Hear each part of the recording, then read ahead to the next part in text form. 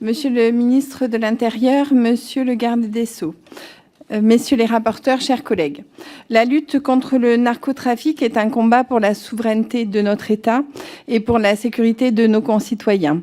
Cette calamité ne se limite plus aux grandes métropoles, elle gangrène nos territoires ruraux, crée des zones de non-droit et impose sa loi par la violence et l'intimidation. Nous savons que le problème ne vient pas uniquement des grands cartels internationaux, souvent difficiles à atteindre. Il vient aussi des trafics locaux des cités qui sont souvent aujourd'hui l'épicentre du problème. Ils empoisonnent le quotidien des Français, alimentent une délinquance endémique et recrutent des jeunes de plus en plus tôt. Il faut donc briser ces réseaux en les démantelant et en renforçant la répression. Et la création du crime de trafic de stupéfiants en bande organisée est, selon nous, une avancée nécessaire qui devrait s'accompagner d'une réponse judiciaire ferme pour éviter les trop nombreuses récidives.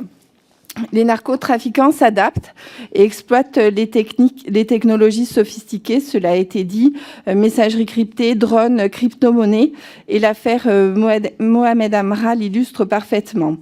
Son cas démontre l'urgence d'une réponse adaptée, et une urgence adaptée, ce n'est pas seulement arrêter les trafiquants, c'est aussi neutraliser leurs outils criminels, y compris depuis la prison et y compris lorsqu'ils sont en cavale.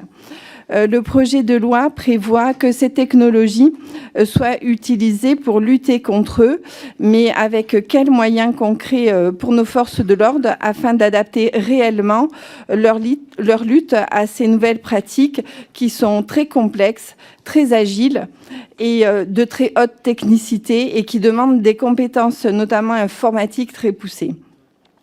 Un autre point essentiel, la corruption en milieu carcéral. Il est inacceptable pour nous que nos prisons deviennent des bases arrières du trafic. L'anonymisation des agents pénitentiaires affectés aux détenus les plus dangereux est une nécessité pour les protéger aujourd'hui. Concernant le parquet national anti-narcotrafic, c'est pour nous une avancée essentielle. Il devra avoir la compétence sur les infractions commises en détention pour des trafiquants déjà condamnés, pour empêcher qu'ils ne continuent à diriger leur réseau derrière les barreaux. Et nous proposons également que le PNACO soit implanté à Marseille, qui est, comme vous l'avez dit, concernant les grands ports de métropole, une plaque tournante du narcotrafic international. Ce choix offrirait une liaison efficace avec toutes les juridictions françaises et permettrait de renforcer la coopération avec les JIRS, qui reste un maillon essentiel, cela a été dit, du dispositif judiciaire. Cette implantation stratégique favoriserait une centralisation efficace des enquêtes et une action judiciaire plus rapide.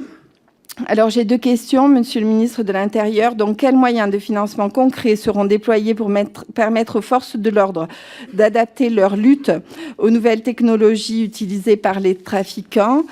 Et monsieur le ministre de la Justice, comment comptez-vous garantir l'anonymisation des surveillants pénitentiaires les plus exposés? Donc soutenez-vous l'implantation du parquet national à Marseille? En tout cas, quel est votre avis sur ce point? Et en conclusion, donc ce texte constitue une réelle avancée, c'est indéniable, mais il existe de nombreux angles morts et je regrette que les deux amendements que j'ai déposés, l'un sur les produits de confiscation comme moyen de financement de cette lutte contre les narcotrafiquants et l'autre sur le renforcement du statut de témoin protégé, aient été déclarés.